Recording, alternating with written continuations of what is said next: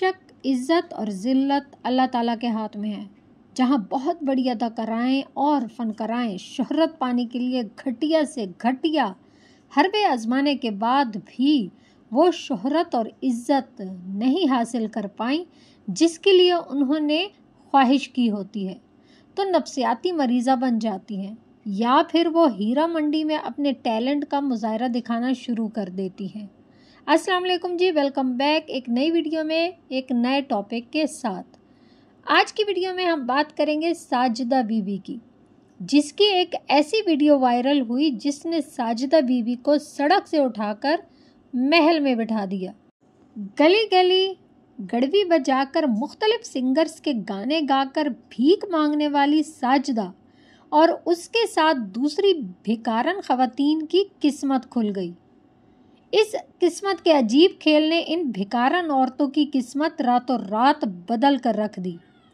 हुआ कुछ यूँ कि साजिदा बीबी आम रूटीन में घर पर मौजूद थी कि अचानक दरवाजे पर दस्तक हुई। पहले पहल वो समझी कि शायद कोई मांगने वाला आया है, क्योंकि वो खुद भी गली गली कूचे कूचे जाकर गाने गाकर गडवी बजाकर मांगती रहती हैं। तो वो समझी कि शायद कोई हमारे दरवाजे पर भी भिखारी आ चुका है। मगर जब साजिदा बीबी ने आवाज़ सुनी कि हम कोक स्टूडियो से आए हैं और हमें आपसे गाना गवाना है, हम कोई भिखारी नहीं हैं, बस फिर क्या था, साजिदा बीबी और दूसरी ख़वातीन की तो किस्मत ही जाग गई थी। साजिदा बीबी कहती हैं कि जब मैंने सुना कि वो लोग कोक स्टूडियो से आए हैं तो यकीन करें मेरे ऊपर जैसे आसमान गिरा। मुझे यकीन ही नहीं आ रहा था कि ये लोग हमारे गाने से मुतासिर होकर हमारी वॉइस को अपने सॉन्ग्स में यूज़ करना चाहते हैं। सारा दिन धूप, गर्मी, आंधी, तूफ़ान, बारिशें, सर्दी, इन सब में 10-10 रुपए के लिए ख़ुद को ज़लील ख्वार करके अपना और अपनी फैमिली का पेट पालती हैं यह भिखारन ख़वातीन। भिखारन कहना तो बहुत बुरा लगता है, मायूब लगता है, लेकिन उन्होंने अपनी आवाज़ को गड़वी जो बजाती हैं, अपना म्यूज़िक खुद ये बनाती हैं और लोगों के सामने परफॉर्म करती हैं तो वो पैसे लेती हैं। इनको भिखारन कहना मैं तो कहती हूँ कि गलत बात है, लेकिन उनका पेशा ही यही है।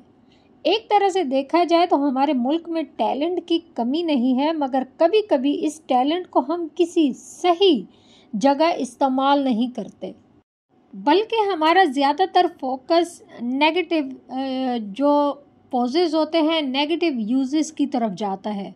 बोल्ड लिबास, बोल्ड करैक्टर करने से कामयाबी वक्ती तौर पर तो मिलती है, लेकिन सदाबहार के लिए ये बिल्कुल नहीं होती।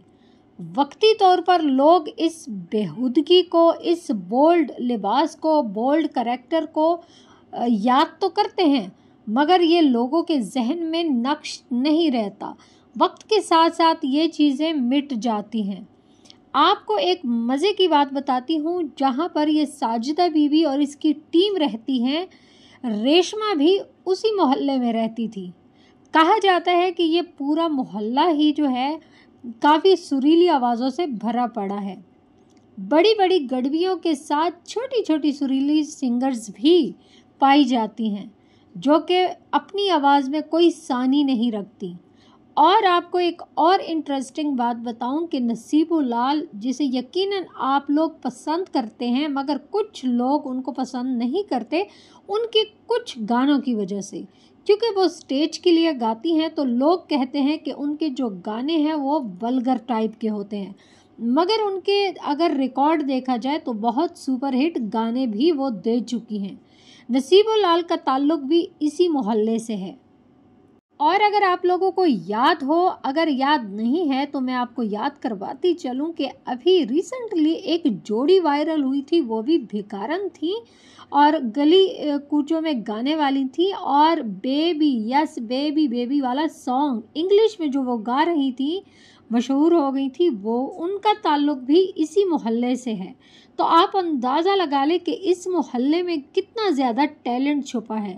یہ تو ہو رہی ہے بات پاسٹ کی اور پریزنٹ کی، مگر فیوچر میں یہاں سے کون کون سے سپر ہٹ سنگرز آتے ہیں یہ تو وقت ہی ثابت کرے گا، کیونکہ اب عوام کا رخ اور ہمارے جو شوبز انڈسٹری ہے اس کا رخ اس محلے کی طرف ہو چکا ہے۔ مگر یہاں آپ لوگوں کے ساتھ ایک انتہائی افسردہ بات بھی شیئر کرتی چلوں کہ جس طرح اس محلے سے، ایک چھوٹے سے محلے سے تعلق رکھنے والی نصیب العال، ریشما اور جو باقی سنگرز بھی ہیں، کتنے سپر ہٹ سنگرز رہ چکے ہیں، یہ اپنے وقت میں تو عروج پر چلے گئے تھے، مگر جب ان کو زوال آیا تو ان کے پاس اپنے علاج معالجہ کے پیسے بھی نہیں تھے، سرکاری خرچ بھی بہت کم اٹھایا گیا تھا، لیکن ان کے جو اپنے اخراجات تھے وہ پورے نہیں ہو رہے تھے۔ یہی ہمارے ملک کا ایک المیہ ہے کہ ہمارے ہاں ٹیلنٹ تو کافی زیادہ ہے، مگر ٹیلنٹ کی جو قدر نہیں ہے۔ بے شک جس طرح موت کا وقت مقرر ہے، اسی طرح رزق کا وعدہ بھی اللہ تعالیٰ نے اپنی طرف سے کیا ہوا ہے، مگر جس طرح اس محلے سے ایک گمنام چہرے اٹھ کر آتے ہیں اور وہ وائرل ہو جاتے ہیں، تو بالکل ہی اس بات پر مسلمان ہونے کے ناطے ہمارا یقین ہے کہ واقعی رزق کا جو وعدہ ہے وہ اللہ تعالیٰ نے خود کیا ہے، کیونکہ وہاں سے اٹھ کے ایک وہ چہرے جن کو کوئی عوام جانتا بھی نہیں ہے، وہاں سے جب یہ لوگ آتے ہیں تو شوبز انڈسٹری میں ان کی دھومیں مچ جاتی ہیں۔ اب آپ لوگ شاید میرے اس بات کے ساتھ بھی اتفاق کریں گے کہ ہمارے شوبز انڈسٹری میں زیادہ تر جو قبضہ ہے وہ خاندانی سنگرز کا ہے۔